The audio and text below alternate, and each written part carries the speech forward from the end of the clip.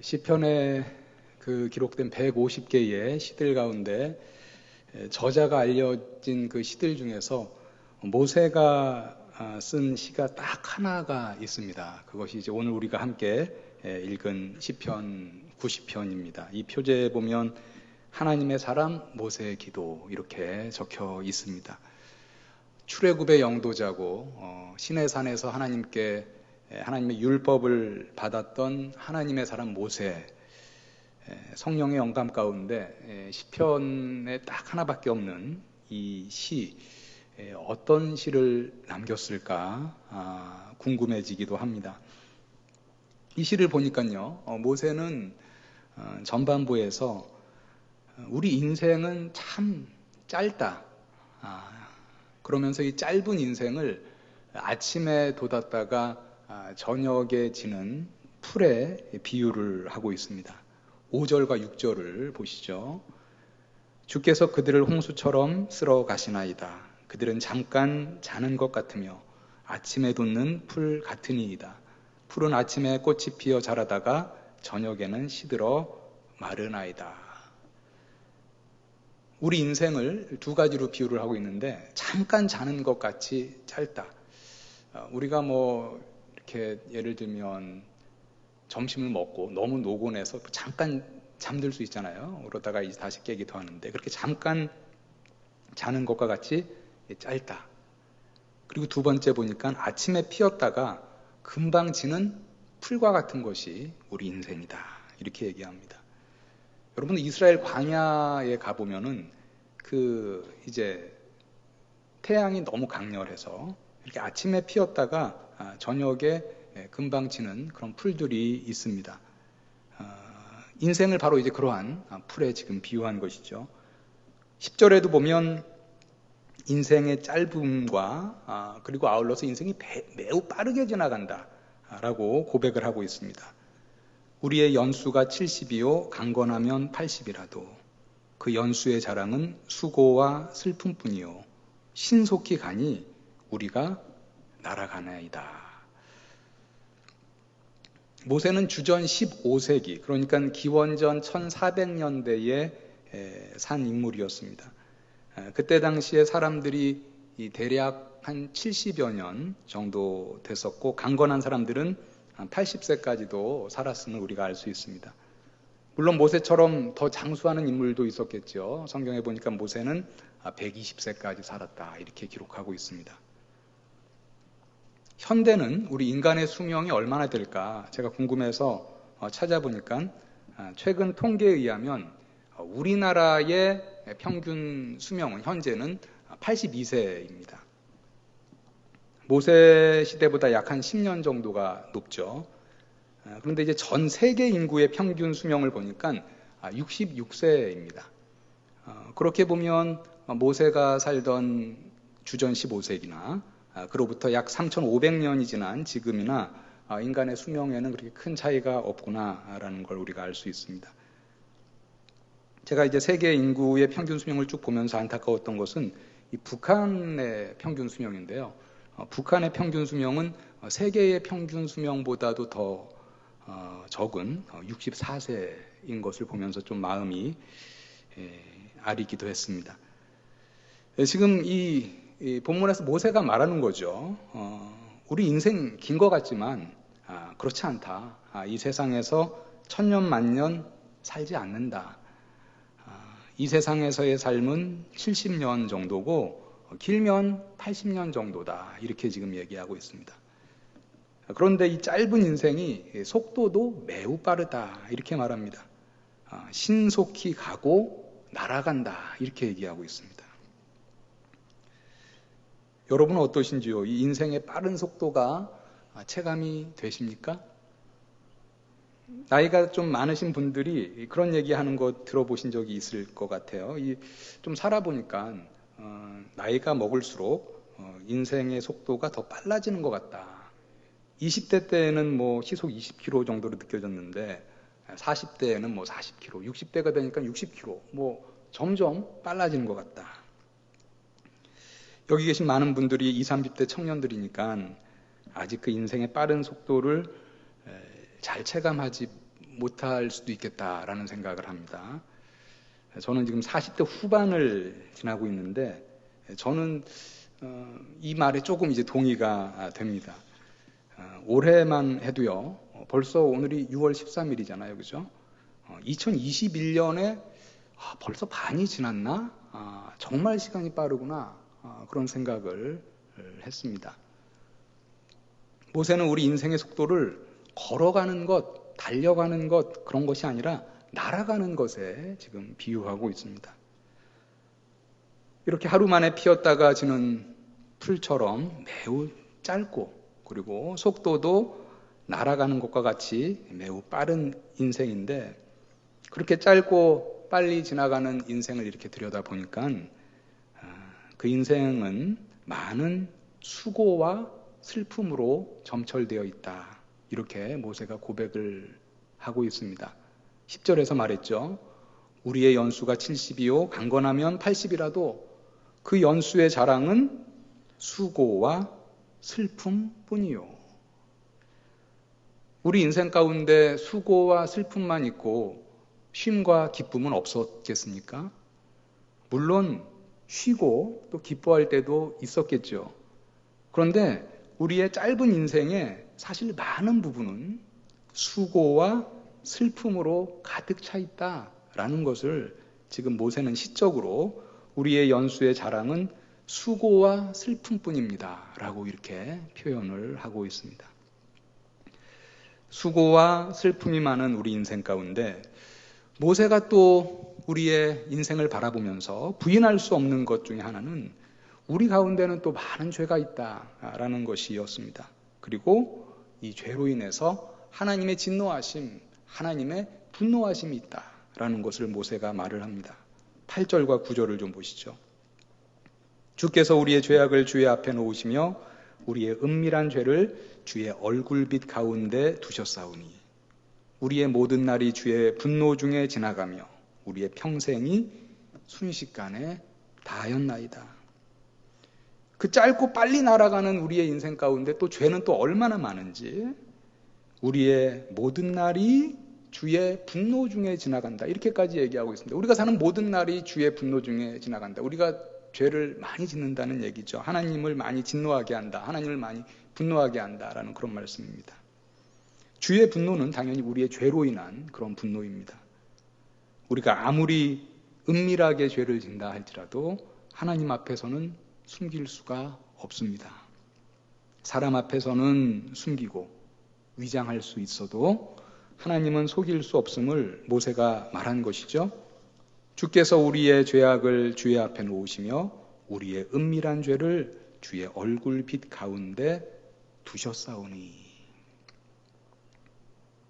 풀같이 짧고 화살같이 빨리 날아가고 또 그 가운데는 죄가 많은 우리의 인생. 이러한 인생 가운데 주께 간구해야 하는 것은 무엇인가? 모세는 오늘 그의 기도 가운데 우리에게 좋은 모범을 보여주고 있습니다. 모세가 한 기도를, 간구를 4가지로 좀 나누어서 여러분들에게 말씀을 드리겠습니다. 첫 번째는요, 인생의 짧음을 깨달아서 지혜롭게 살 것을 구해야 하겠습니다. 12절 보시죠. 우리에게 우리날 계수함을 가르치사 지혜로운 마음을 얻게 하소서. 우리에게 우리날 계수함을 가르치사. 이게 뭡니까? 우리가 살아갈 날을 세어보는 것을 가르쳐 주셔서 이런 말이죠. 우리가 살 날을 세어보는 것을 가르쳐 주면 그럼 우리가 그 살 날을 세어보겠습니다. 왜 그 살 날을 셉니까? 살 날을 세어서 살 날을 세어보니까 정말 별로 많이 안 남았구나, 짧구나 라는 것을 깨닫기 위함입니다. 그래서 우리의 살 날이, 이 세상에서 사는 날이 정말 짧구나. 그래서 우리가 거기서 이제 지혜를 얻어서 살아가야 한다라는 그런 이제 간구가 되겠습니다. 우리의 인생이 너무나 짧기 때문에 우리가 허송세월하지 않고 그 짧은 인생을 더욱더 의미 있게 살아가야겠다라고 다짐하는 그 마음이 지혜로운 마음이겠죠. 짧은 인생 가운데 세월을 아끼는 지혜에 대해서 에베소서 5장 15절과 16절에서는 이렇게 말씀을 했습니다. 그런즉 너희가 어떻게 행할지를 자세히 주의하여 지혜 없는 자 같이 하지 말고 오직 지혜 있는 자 같이 하여 세월을 아끼라. 때가 악하니라. 그 세월을 아끼는 지혜로운 자는요, 그 짧은 인생을 살아가는 데 있어서 주의 뜻이 무엇인지 이해하고 또 이해하려고 힘쓰는 자입니다. 그래서 에베소서 계속 이어서 이렇게 얘기하고 있습니다. 5장 17절과 18절에 보니까요. 그러므로 어리석은 자가 되지 말고 오직 주의 뜻이 무엇인지 이해하라. 술 취하지 말라. 이는 방탕한 것이니 오직 성령의 충만함을 받으라. 우리의 인생의 짧음을 깨닫지 못한 채 허송세월하고 술 취하고 방탕한 생활에 빠져있지 말고 성령의 충만함 가운데 나에게 주어진 시간에 하나님의 뜻이 무엇인가를 깨닫고 그 뜻대로 행하라라는 그런 말씀입니다. 이렇게 짧고 살같이 빠른 인생 가운데 방탕할 틈이 어디 있겠는가라는 그런 말씀이죠. 나를 향한 하나님의 뜻을 깨달아 알고 그 뜻대로 하루하루 순전하게 세월을 아끼며 살아가는 것이 바로 지혜다. 그러한 인생이 지혜로운 인생이다라는 말씀입니다. 우리가 살아갈 날을 계수하다 보면은요, 한 가지 불확실성에 봉착하게 됩니다. 내 나이가 지금 얼마니까, 사람의 보통 수명은 얼마니까, 그 사람의 평균 수명에서 내 나이를 빼면 우리가 살아갈 날이 계수가 되겠죠. 그런데 사실 그 계수가 되는 그 살아갈 날은 사실 대략적인 날이죠. 우리는 내일 일을 장담할 수 없는 그러한 인생들입니다. 지난 수요일 날 광주에서 철거 중인 5층짜리 건물이 무너졌는데 바로 그 건물 앞에 버스 정류장이 있었죠. 그 버스 정류장에 버스가 한 대 있었는데 그 버스를 덮쳐서 그 버스가 통째로 매몰되는 참으로 안타까운 그런 사건 여러분들 다 아시리라 생각합니다. 버스 안에는 17명의 사람이 타고 있었고요. 9명이 사망했고 8명이 중상을 입었습니다. 뒷좌석에 있는 분들은 사망하였고 앞좌석에 있는 분들은 큰 이제 부상을 입었습니다.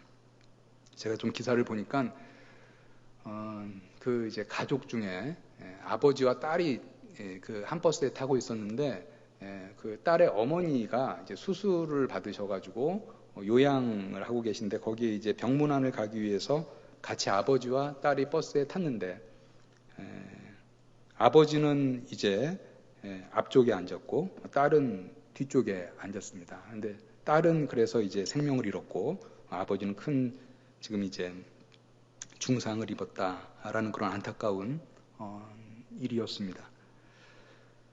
여러분, 이 버스에 탔던 17명의 사람들 버스에 타면서요, 이러한 변을 당할 것이라고 조금이라도 상상했던 사람이 있었을까요? 내 버스를 타고 가는데 정류장에 서 있는데 갑자기 옆에 있던 건물이 무너져가지고 이런 변을 당할 수도 있다. 1%라도 당할 수 있겠다. 이러한 상상 한 사람 아마 없었을 것이다. 이렇게 생각을 합니다.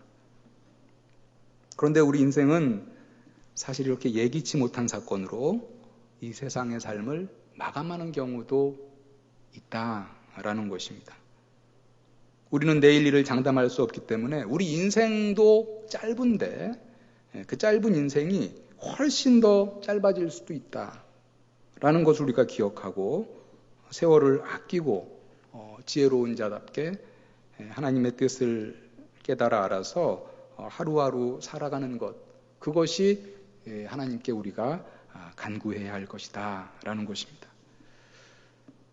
두 번째로요, 풀과 같이 짧고 날아가는 화살처럼 빠르고 죄 많은 우리 인생 가운데 모세가 간구하는 것은 하나님의 인자하심을 받아서 그 안에서 기쁨을 누리게 하여 주시옵소서라는 것입니다.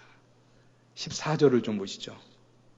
아침에 주의 인자하심이 우리를 만족하게 하사 우리를 일생 동안 즐겁고 기쁘게 하소서. 여러분들, 우리 성도들이 누리는 많은 특권이 있죠. 그 특권 가운데 정말 귀한 특권은, 정말 귀한 복은 기쁨입니다. 그런데 우리 성도들이 누리는 이 기쁨의 아주 중요한 원천은요, 바로 하나님의 인자하심입니다. 하나님의 자비입니다. 우리가 이 말은 여러분들 들어보신 적이 있을 수도 있을 것 같아요. 유명한 말이라서. 이 하나님의 인자하심, 자비가 이제 히브리어 원어로 헤세드라는 것인데요. 우리 성도들이 누리는 이 기쁨의 원천은 하나님의 헤세드라는 것이죠. 우리를 향한 하나님의 인자하심, 우리를 향한 하나님의 자비입니다. 하나님의 용서함을 받아서 주홍빛보다 더 붉은 죄가 눈과 같이 희어지는 것입니다. 아침에 주의 인자하심이 우리를 만족하게 해달라는 것은 하나님 아버지, 이 아침에도 주의 긍휼을 우리에게 베풀어 주옵소서. 하나님의 긍휼이 없으면 저는 만족할 수 없습니다 라는 것이죠. 주의 긍휼과 용서 가운데 우리 성도의 자유함과 기쁨이 있기 때문입니다. 이 자유함과 기쁨은 이 세상이 모르는 우리 성도들만의 아주 특권이죠. 그래서 다윗도 시편 63편 3절 같은 데서 주의 인자하심이 생명보다 나음으로 내 입술이 주를 찬양할 것입니다. 주의 인자하심이 생명보다 나음으로 내 입술이 주를 찬양합니다. 그 무엇보다도 중요한 것이 주의 인자하심입니다. 생명보다 귀한 것이 주의 인자하심입니다. 나는 주의 인자하심이 없으면, 하나님의 헤세드가 없으면 주님 앞에 설 수 없습니다. 자유할 수 없고 기쁨을 누릴 수도 없습니다. 그렇기 때문에 내 생명보다 귀한 것이 주의 인자하심입니다. 이렇게 고백했습니다. 모세는 시편 90편 15절에서 계속해서 하나님께 기쁨을 간구하고 있습니다. 우리를 괴롭게 하신 날수대로와 우리가 화를 당한 연수대로 우리를 기쁘게 하소서. 여기 가만히 보니까 우리를 괴롭게 하신 날수대로, 하나님이 하나님의 백성을 괴롭게 하신다라고 이렇게 얘기하고 있는데 어떤 의미일까요? 하나님이 하나님의 백성을 괴롭게 하신다. 우리를 괴롭게 하신 날수대로와 우리가 화를 당한 연수대로 우리를 기쁘게 하소서. 하나님이 우리를 괴롭게 하신다. 그것은 하나님이 하나님의 백성에게, 사랑하는 그의 백성에게 사랑의 매를 드는 거죠. 징계하시는 것을 의미합니다. 하나님이 이스라엘 백성을 징계한 여러 가지가 있지만 대표적인 예로 우리가 이제 바벨론의 포로로 잡혀갔던 것을 들 수 있습니다. 이 구절, 우리를 계속 괴롭게 하신 날수대로와 우리가 화를 당한 연수대로 우리를 기쁘게 하소서를 이제 바벨론 포로의 하나님의 징계에 좀 적용해 본다면, 이스라엘 백성들이 바벨론 포로 생활을 마친 이후에 하나님 앞에 간구할 수 있는 거겠죠. 하나님, 우리에게 주신 그 징계의 날만큼 이제는 우리에게 기쁨을 허락하여 주십시오 라고 이렇게 간구하는 것입니다.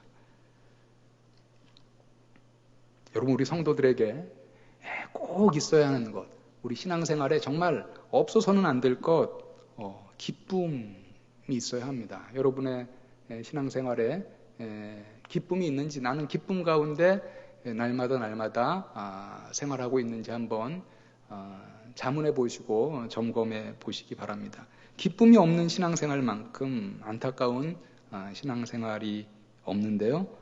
우리는 하나님께 주의 자비를 구하고 주의 자비 안에서 기뻐할 수 있고, 또 심지어는 주님이 사랑의 매로 우리를 징계하신 이후에도 또 기뻐할 수 있다. 그리고 그 기쁨을 주께 간구할 수 있다라는 것입니다. 세 번째로요, 풀과 같이 짧고 화살같이 빨리 날아가고 그리고 죄 많은 우리 인생 가운데 우리가 구해야 할 것, 모세가 구한 것, 그것은 하나님의 역사하심이 무엇인지, 하나님의 영광이 무엇인지 체험하게 해 주십시오라는 그런 간구였습니다. 16절을 좀 보시죠. 주께서 행하신 일을 주의 종들에게 나타내시며, 하나님의 백성들에게 나타내달라는 거죠. 주의 영광을 그들의 자손에게 나타내소서. 주의 일을 주의 종들에게 나타내시기를 지금 간구하는 것은 뭡니까? 주의 일을 종들에게 나타내 주소서. 하나님의 역사하심을 하나님의 백성인 우리에게 좀 나타내 주소서, 좀 보게 해 주소서. 우리 삶 가운데 하나님의 역사하심을 보고 좀 체험하게 해 주소서라는 그러한 간구죠. 우리가 하나님의 역사하심을 우리의 삶 가운데 체험하는 것 정말 큰 복이고 은혜죠. 우리 안에 하나님의 역사하심을 체험했다는 간증, 내 삶 가운데 나는 하나님을 이렇게 체험했다, 하나님의 일하심을 나는 이렇게 말할 수 있다 라고 하는 그러한 간증이 풍성할 때 우리의 신앙생활이 훨씬 더 역동적이 될 수가 있습니다. 그러니까 성경에 보니까 우리 신앙의 선조들, 이스라엘의 백성들, 이렇게 하나님의 체험을 했더라, 그들의 삶 가운데, 그들의 인생 가운데 하나님이 이렇게 일하셨더라 라는 것을 우리가 읽고 듣고 하는 것도 큰 은혜가 되지만, 우리 자신이 내 삶 가운데 정말 이것은 하나님이 일하신 것이다 라고 확신하고 체험하고 하나님의 일하심을 우리가 목도하는 것, 너무나 사실은 우리의 삶 가운데, 우리의 신앙생활 가운데 꼭 있어야 되는 것이고 큰 복이 아닐 수 없는 것이죠. 지금 모세가 그것을 간구하고 있습니다. 하나님의 역사하심, 하나님의 일하심을 우리가 목도하고 체험할수록 우리의 믿음은 더욱더 견고하고 강해질 것입니다. 여러분은 어떻습니까? 여러분의 삶 가운데 하나님의 일하심을 목도하고 계시고 하나님의 역사하심을 많이 체험하는 가운데 지금 신앙생활을 하고 계십니까? 아니면 예전에는 내가 정말 하나님과 정말 긴밀한 관계 가운데 하나님이 내 인생 가운데, 내 삶 가운데 이렇게 일하시는 건 내가 고백하면서 살았는데 지금은 좀 너무 드라이해졌다. 예전에 그 생생했던 하나님의 일하심의 체험이 지금은 좀 많이 사라졌다. 그런 채로 살고 계신 분은 혹시 없는지 모르겠습니다. 여러분의 삶 가운데 주의 역사하심을 모세처럼 계속 간구하시기를 바랍니다. 모세는 이것뿐만 아니라 자손의 세대가 하나님의 영광을 보고 체험하기를 간구하였습니다. 주의 영광을 그들의 자손에게 나타내소서. 우리의 삶 가운데 이 신앙의 전수, 다음 세대가 하나님의 영광을 목도하고 체험하는 것, 그것을 위해서도 우리 열심히 간구해야 합니다. 여기에 계신 우리 많은 청년들은 아직 부모가 아니죠. 그리고 지금 많은 또 성도님들 가운데 또 부모이신 분들도 있고, 우리 청장년부는 이제 요즘 많은 또 이제 새 아기들을 또 낳고 이제 부모가 막 이제 됐는데, 지금 모세가 간구하는 것처럼 주의 영광을 그들의 자손에게 나타내소서. 우리의 다음 세대를 위해서 우리가 열심히 간구해야 합니다. 나만 하나님의 영광을 목도하고 나만 하나님을 체험하고 이거 당연히 간구해야 하지만 우리의 자손들도 하나님의 일하심을 목도하게 하소서, 하나님의 영광을 그들에게도 나타내 주소서라고 간구해야 한다라는 것이죠. 안 그래도 하얀 곡선을 걷는 우리 한국의 많은 교회의 주일학교 코로나19로 인해서 지금 직격탄을 맞았죠. 그래서 많은 침체 가운데에 있습니다. 교회마다 주일학교, 유초등부, 중고등부 이러한 주일학교 학생들의 예배 참석률이요, 코로나19 이전에 비해서 이것저것에서 제가 좀 들어보니까 대략 한 30% 내외 정도로 줄어들었다, 이런 얘기를 듣고 있습니다. 상당히 많은 그런 치수죠. 우리가 지금 꽃동산 교회가 이제 우리 교회인데, 하나님이 이제 꽃동산 교회를 통해서 우리를 하나로 묶어주셨는데, 그런 의미에서 사실 우리 교회는 참 더욱더 이 시대에 큰 사명, 책임을 느껴야 하겠습니다. 왜냐하면 우리 교회는 어디 가서 이제 꽃동산 교회를 섬기고 있습니다. 이렇게 얘기하면 대번에 하는 얘기가 다 그거죠. 어떤 이미지입니까? 주일학교의 부흥을 이룬 교회, 어린이 선교를 가장 잘하는 교회, 이렇게 많이 알려져 있죠. 그래서 어쩌면은 이러한 주일학교의 위기의 때에, 많은 주일학교의 침체 때에 한국의 많은 교회들은 지금 이런 때 꽃동산교회 주일학교는 어떻게 하고 있을까? 꽃동산교회의 어린이 사역은 어떻게 하고 있을까? 이렇게 주목할 수 있습니다. 충분히. 왜냐하면 지금 너무나 침체되어 있는 그런 상황이기 때문이죠. 이 자리에 많은 우리 청년들도 주일학교 부서에서 교사로 봉사하고 있습니다. 많이 침체된 것 우리가 느낄 수 있고, 또 동시에 우리가 느껴야 할 것은 다 마찬가지겠지만 교사라면 특별히 꽃동산교회 주일학교 교사로 섬기시는 분들은 더욱더 이 한국교회를 향해서 우리가 이때의 우리 다음 세대, 정말 모세가 간구한 것처럼 주의 영광을 그들의 자손에게 나타내소서, 우리 다음 세대에게 하나님의 일하심을 나타내소서, 체험케 하소서라고 열심히 우리가 더욱더 간구해야 될 때가 지금이 아닐까, 그런 생각을 합니다. 우리 한국이 참 교육열이 높잖아요. 그죠? 그래서 정말 짧은 기간 동안에 많은 경제 성장도 이뤘고, 그것이 이제 교육의 힘이 참 컸는데, 교육열이 높다 보니까 사교육 그런 비용도 많이 들어가고, 그런데 이제 가만히 보면은 우리 저도 부모입니다만은, 저도 이제 학부모이기도 한데, 우리 한국의 많은 이제 학부모들이 학교 교육 그리고 이제 또 사교육 이런 것에 관심이 참 많은데, 그것에 비해서 교회 교육, 신앙 교육에는 상대적으로 상당히 관심이 좀 적은 것 같습니다. 우리의 자녀들이 국어와 영어와 수학에 매우 뛰어나기를 바라죠. 그래서 결국은 이제 최종 대학 입시 이런 데에서도 이제 좋은 성적을 거두기를 바라고 열심히 투자하고 그러는데, 우리의 자녀들이 정말 하나님의 말씀, 성경, 그리고 하나님의 뜻을 아는데 정말 뛰어나기를 바라고, 그렇게 그것을 위해서 이렇게 우리가 얼마나 힘쓰고 있는가, 이런 것도 우리가 한번 돌아보아야 할 것 같습니다. 사실은 우리 성도들에게 있어서는 우리들의 자녀들의 학교 교육, 학원 교육보다 사실은 더 중요한 것은 우리의 신앙 교육이죠. 우리의 교회 교육인데, 우리가 이에 대해서 좀 너무 학부모로서 등한시하지 않았나, 그런 생각을 우리가 갖게 됩니다. 네 번째로요, 풀과 같이 짧고 정말 살같이 빠르게 날아가는 우리 죄 많은 인생 가운데 우리가 간구해야 할 것은, 우리가 행한 것이 견고할 수 있도록 하나님의 은총을 구하는 것입니다. 17절을 좀 보시죠. 주 우리 하나님의 은총을 우리에게 내리게 하사 우리의 손이 행한 일을 우리에게 견고하게 하소서. 우리의 행한 일을 견고하게 하소서. 지금 두 번에 걸쳐서 지금 아주 강조해서 모세가 아주 간절히 간구하고 있습니다. 우리의 행한 일을 견고하게 하소서. 우리 각자에게는 모두 다 주어진 일이 있습니다. 우리가 행하는 일이 있죠.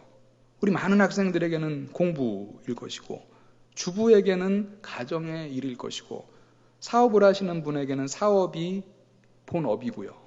학자들은 연구하는 게 주업이고, 군인이라면 나라를 지키는 것이 주업이고, 의사는 환자를 치료하는 것이 주업이겠고, 목사라면 목회 사역이 주업이고, 회사를 많이 다니는 분들은 회사에게 또 각자 그 포지션에서 자기에게 맡겨진 그런 일들이 있습니다. 참으로 다양한 일들이 있죠. 지금 앉아 계신 우리 많은 우리 성도님들 무슨 일을 하시나 보면 정말 수많은 다양한 일들이 있을 것입니다. 참으로 다양한 일들이 있는데, 우리가 다양한 일들을 하면서 동일하게 바라는 그런 바람이 있죠.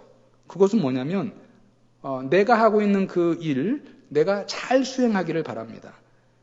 내가 하고 있는 이 일에서 내가 실패하지 않고 성공하기를 바라고, 그리고 내가 하고 있는 이 일이 시간이 지나서 흔적도 다 사라지고, 아니면 실패하고 무너지고 그런 것이 아니라 견고하게 서고 이 일 가운데 많은 열매가 있고 그리고 또 더 발전하기를 바랍니다. 그런데 우리가 하는 이러한 여러 가지 일의 성패도 하나님이 주관하신다. 성경에서는 그렇게 말을 하고 있습니다. 시편 127편 1절에 보니까 이런 말씀이 있습니다. 여호와께서 집을 세우지 아니하시면 세우는 자의 수고가 헛되며 여호와께서 성을 지키지 아니하시면 파수꾼의 깨어 있음이 헛되도다.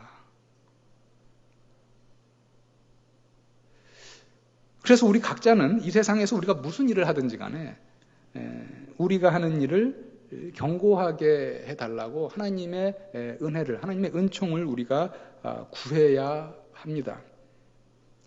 다시 말하면 우리의 일터에서, 우리 각자의 많은 일터에서 나 혼자 일하는 것이 아니라 우리의 일터에서도 하나님과 동행해야 한다. 하나님과 동행해야, 우리가 뭐 학교에서 공부하는 것도 그렇고 직장에서 일하는 것도 그렇고 하나님과 동행하고, 하나님, 내가 지금 하는 이 일 견고하게 세워질 수 있도록 은총을 베풀어 주옵소서라고 간구하면서 행해야 한다라는 것입니다. 네, 오늘 말씀을 정리하도록 하겠습니다. 풀과 같이 짧은 인생, 그리고 신속히 날아가는 빠른 인생, 그런데 죄 많은 그런 인생 가운데 우리가 간구해야 할 것들 무엇입니까? 인생의 날수가 참으로 짧구나라는 것을 깨닫고 세월을 아끼고 허송세월하지 않고 주의 뜻대로 살도록 힘쓰는 이제 그러한 마음, 그것을 이제 오늘 말씀에서는 이제 지혜로운 마음, 이러한 마음을 우리가 가질 수 있도록 간구해야 하겠습니다. 우리의 기쁨의 원천은 무엇이냐? 하나님의 인자하심이 우리의 기쁨의 원천이구나 라는 것을 우리가 다시 한번 묵상하고, 아침마다 주의 인자하심이 없으면 우리가 어떻게 만족할 수 있을까? 하나님의 인자하심, 하나님의 긍휼하심을 구하고 그 안에서 기뻐하는 저의 삶이 되게 하여 주시옵소서라고 우리가 간구해야 하겠습니다. 그리고 우리가 또 간구해야 할 건 뭡니까? 주의 역사하심, 주의 영광을 우리와 우리뿐만 아니라 우리의 자손들의 삶 가운데 나타내 주시옵소서. 우리가 하나님의 일하심을, 하나님의 영광을 체험하게 하여 주시옵소서. 우리의 자손들이 목도하게 하여 주시옵소서. 그리하여 우리가 우리의 믿음이 더욱더 견고하여지고 우리 자손들이 더욱더 역동적인 그런 강한 믿음을 가지고 신앙생활할 수 있기를 우리가 간구해야 되겠습니다. 그리고 마지막으로 뭐였습니까? 우리 각자의 여러 가지 하는 그런 영역의 일 가운데서 그러한 일들이 견고하게 서나갈 수 있도록, 좋은 열매를 거둘 수 있도록 우리의 일터에서, 우리의 학업의 현장에서도 늘 하나님과 동행하시고 하나님의 은총을 간구하시는 사랑하는 우리 성도님들 모두 되시기를 주님의 이름으로 간절히 축원합니다.